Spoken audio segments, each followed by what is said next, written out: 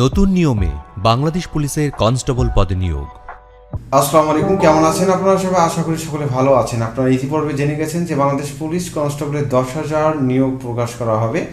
তো এবার নতুন নিয়মে বাংলাদেশ পুলিশ কনস্টেবলের নিয়োগ প্রকাশ করা হবে। তো আপনারা যারা বাংলাদেশ পুলিশ কনস্টেবলের চাকরি করতে আগ্রহী তাদেরকে এই বিস্তারিত তথ্যগুলো অবশ্যই জানতে হবে।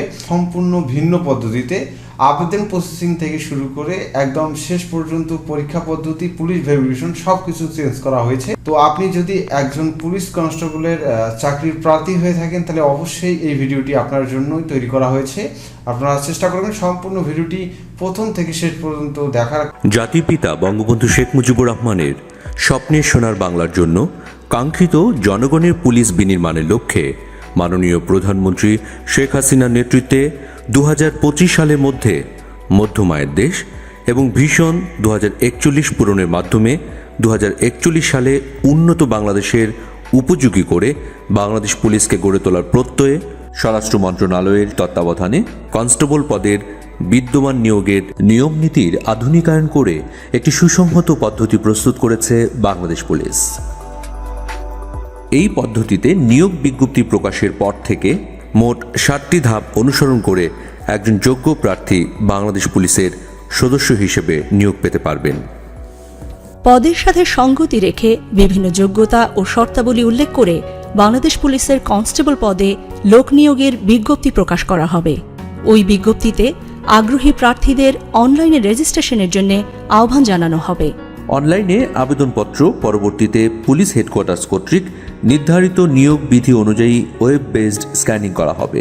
উল্লেখ্য যে প্রার্থী মিথ্যা বা অসম্পূর্ণ তথ্য প্রদান করলে ওই আবেদন নিয়োগের যে কোনো পর্যায়ে বাতিল বলে গণ্য হবে।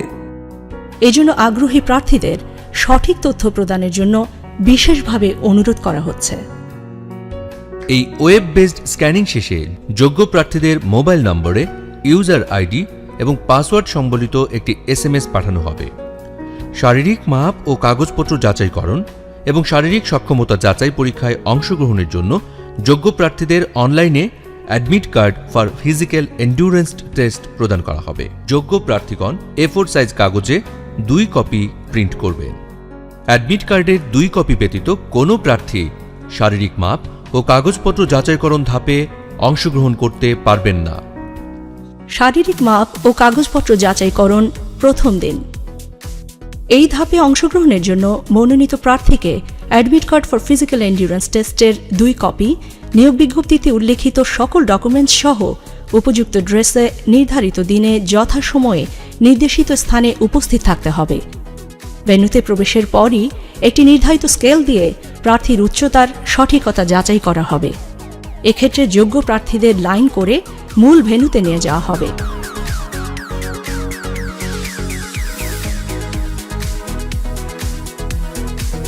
সেখানে বিজ্ঞপ্তিতে উল্লেখিত শর্তানুসারে প্রার্থীদের উচ্চতা, ওজন ও পুরুষ প্রার্থীদের ক্ষেত্রে বুকের মাপ পরিমাপ করা হবে। এরপর প্রার্থীর ডকুমেন্টস যাচাই করা হবে। শারীরিক মাপ ও ডকুমেন্টস যাচাইয়ের সঠিকতা পাওয়া প্রার্থীদেরকে যোগ্য হিসেবে ঘোষণা করে তাদেরকে শারীরিক সক্ষমতা যাচাই বা ফিজিক্যাল এন্ডিউরেন্স টেস্টে অংশগ্রহণের জন্য admit card for physical endurance টেস্টের 1 কপি প্রদান করা হবে। ফিজিক্যাল এন্ডিউরেন্স টেস্টের সময়সূচি প্রার্থীদেরকে জানিয়ে দেওয়া হবে। শারীরিক সক্ষমতা যাচাই পরীক্ষা দ্বিতীয় দিন। শারীরিক সক্ষমতা যাচাই পরীক্ষার জন্য আগত প্রার্থীদের admit card for physical endurance test ও রেজিস্টারে সংরক্ষিত তথ্যাবলী পুনরায় চেক করে ভেন্যুতে প্রবেশ করানো হবে। এক্ষেত্রেও যথাযথ অ্যাডমিট কার্ড ছাড়া কোনো প্রার্থী মাঠে পরীক্ষায় অংশগ্রহণ করতে পারবেন না। আগত প্রার্থীদেরকে ব্রিফিংয়ে অংশগ্রহণ করতে হবে। সেখানে শারীরিক সক্ষমতা যাচাই পরীক্ষার ও মাঠের নিয়ম নীতির বিষয়ে ব্রিফিং করা হবে। শারীরিক সক্ষমতা যাচাই পরীক্ষার ইভেন্ট শুরুর পূর্বে প্রত্যেক প্রার্থী ইভেন্টে অংশগ্রহণের জন্য শারীরিক ও মানসিকভাবে সুস্থ আছেন মর্মে উল্লেখ করে ইন্ডেমনিটির ঘোষণাপত্র নিয়োগ কমিটির নিকট দাখিল করতে হবে। প্রার্থী ইভেন্টে অংশগ্রহণের পূর্বেই এই ঘোষণাপত্র প্রদান করা বাধ্যতামূলক।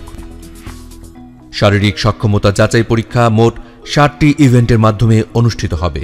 একজন প্রার্থীকে শারীরিক সক্ষমতা যাচাই পরীক্ষায় উত্তীর্ণ হতে হলে প্রতিটি ইভেন্টেই তাকে কৃতকার্য হতে হবে। যে কোনো ইভেন্টে অকৃতকার্য হলে প্রার্থীর প্রার্থিতা বাতিল করা হবে। প্রথম ইভেন্ট দৌড়। এই ইভেন্টে পুরুষ প্রার্থীদের 200 মিটার দূরত্ব 28 সেকেন্ডে এবং নারী প্রার্থীদের 200 মিটার দূরত্ব 34 সেকেন্ডে অতিক্রম করতে হবে। দৌড় শুরুর পূর্বে প্রার্থীদেরকে দৌড়ের নিয়মকানুন বিষয়ে ব্রিফিং করা হবে। দৌড়ের ক্ষেত্রে প্রার্থীকে চুনের দাগ বা টেক পয়েন্টের পেছনে সিটিং পজিশন নিতে হবে।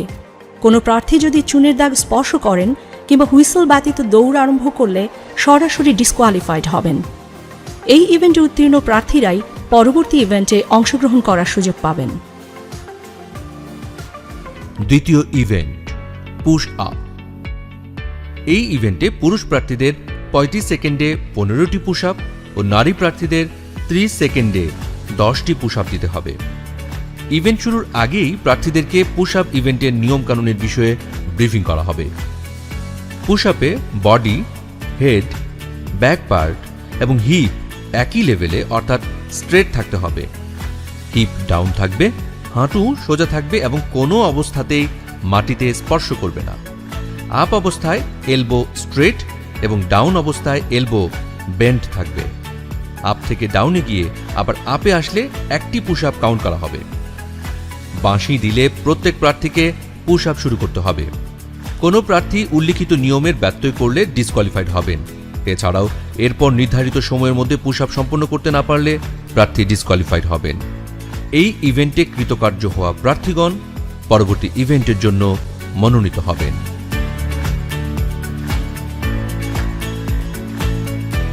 তৃতীয় ইভেন্ট লং জাম্প।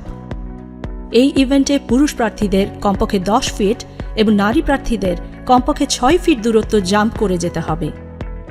এই ইভেন্টের শুরুতেও প্রার্থীদের নিয়মকানুনের বিষয়ে ব্রিফিং করা হবে। প্রার্থীদেরকে অবশ্যই চুনের দাগের পেছন থেকে জাম্প করতে হবে। জাম্প করার সময় চুনের দাগ স্পর্শ করলে কিংবা অতিক্রম করলে প্রার্থী ডিসকোয়ালিফাইড হবেন। নারী প্রার্থীদের ক্ষেত্রে 6 ফিট এবং পুরুষ প্রার্থীদের ক্ষেত্রে 10 ফিট দূরত্বে মার্কিং ফিতা দেওয়া হবে। নির্দেশনা মেনে প্রার্থীদেরকে জাম্প করতে হবে। প্রার্থীকে অবশ্যই জাম্প করে ওই মার্কিং ফিতা অতিক্রম করতে হবে।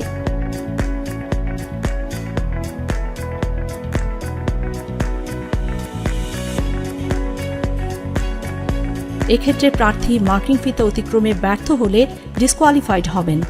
উল্লেখ্য যে প্রত্যেক প্রার্থী এই ধাপে উত্তীর্ণ হতে সর্বোচ্চ 3 বার করে জাম্প করার সুযোগ পাবেন। চতুর্থ ইভেন্ট হাই জাম্প।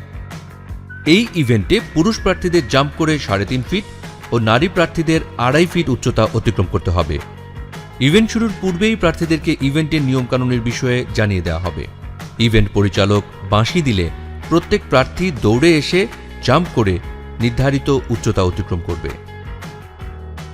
জাম্প করার সময় ক্রসবার স্পর্শ করলে বা ক্রসবার পড়ে গেলে কিংবা জাম্প করার পর প্রার্থী জাম্পিং পিটের মধ্যে না থাকলে ডিসকোয়ালিফাইড হবেন। উল্লেখ্য যে প্রত্যেক প্রার্থী এই ধাপে উত্তীর্ণ হতে সর্বোচ্চ 3 বার করে জাম্প করার সুযোগ পাবেন। এই ধাপে উত্তীর্ণ প্রার্থীরাই কেবলমাত্র পরবর্তী দিনের শারীরিক সক্ষমতা যাচাই পরীক্ষায় অংশগ্রহণ করতে পারবেন। হাই জাম্প ইভেন্টের মাধ্যমেই শারীরিক সক্ষমতা যাচাই পরীক্ষার দ্বিতীয় দিনের কার্যক্রম শেষ হবে। শারীরিক সক্ষমতা যাচাই পরীক্ষা তৃতীয় দিন। শারীরিক সক্ষমতা যাচাই পরীক্ষার তৃতীয় দিনে নির্দেশনা অনুযায়ী প্রার্থীদের যথাসময়ে নির্ধারিত স্থানে উপযুক্ত পোশাকে উপস্থিত থাকতে হবে। তৃতীয় দিনের শুরুতেও প্রার্থীদের ব্রিফিং করে ওই দিনের কার্যক্রমের বিষয়ে অবহিত করা হবে। ব্রিফ শেষে প্রার্থীদের পুনরায় ইভেন্ট স্থলে নিয়ে যাওয়া হবে।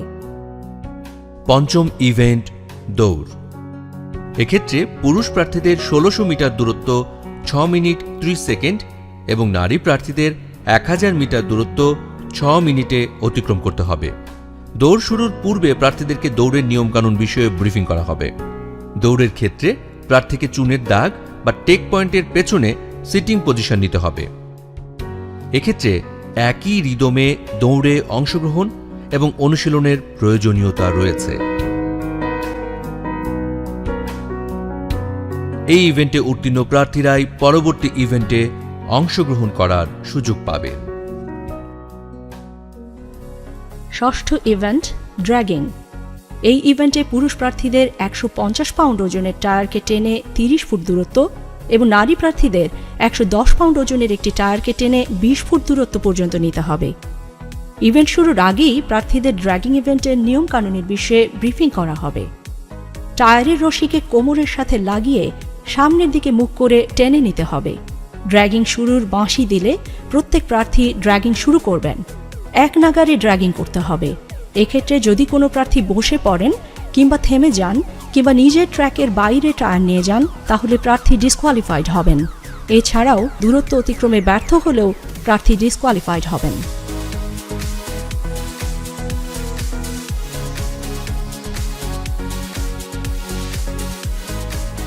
সপ্তম ইভেন্ট, রোপ ক্লাইম্বিং। এই ইভেন্টে পুরুষ প্রার্থীদের কমপক্ষে 12 ফিট এবং নারী প্রার্থীদের কমপক্ষে 8 ফিট রোপ ক্লাইম্বিং করতে হবে। ইভেন্ট শুরুর পূর্বেই প্রার্থীদের রোপ ক্লাইম্বিংয়ের নিয়ম নীতি জানিয়ে দেওয়া হবে।